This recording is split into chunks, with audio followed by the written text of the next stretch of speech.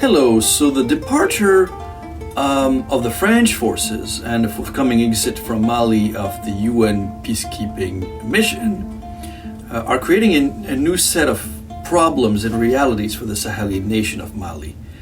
In particular, the northern political elite representing the Tuareg nation is experiencing a major leadership crisis. There is a lack of consensus among Tuareg leaders as to the way forward, but all of them anticipate the central government in Bamako to take advantage of the absence of foreign observers to launch an offensive against the populations of the north. Now, as a reminder, the Tuaregs have long advocated for the establishment of a federal system of governance, and it had to control their urges for independence by accepting a peace agreement signed in Algeria in 2015. With the central government toppled many times, the Tuaregs fear that the current regime of Colonel Goïta could push for a new war with them now that the UN is leaving. The Tuaregs say the Malian government down in Bamako has shown no interest in respecting the Algiers peace agreement, and as such, they're expecting a resumption of hostilities any time now. Now, one of the key points of contentions is a newly proposed constitution approved by a referendum on June 18th.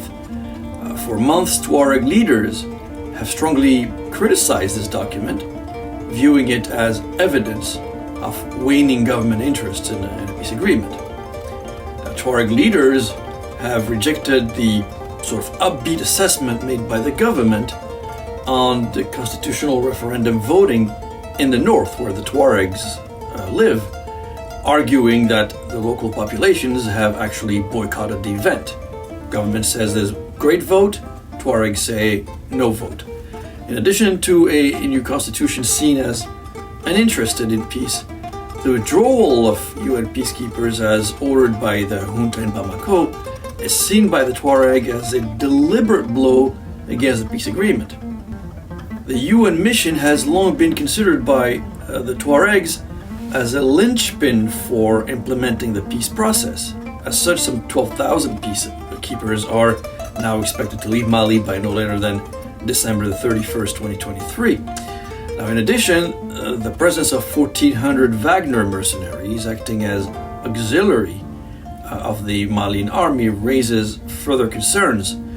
Already stationed in certain northern Tuareg localities such as Timbuktu, Hambori, Gao, Menaka, the Wagner mercenaries could potentially replace the UN forces in forward bases like Tessalit or Aguelhok, from where Tuareg tribes could be attacked. As for Russia, its government says it is committed to the Algiers peace agreement, advocating, just as the Tuaregs have been advocating, for dialogue with all stakeholders. Stakeholders include Algeria, Turkey, and the United Kingdom, believe it or not, with local observers reporting a series of meetings among them taking place over the past weeks. Now, the forthcoming departure of MINUSMA, that is the UN mission, which will vacate all the bases before probably December the 15th, will make it easier for the junta in power to finally have free reign in the north and seize the opportunity to reconquer Kidal, home of their Tuareg rivals.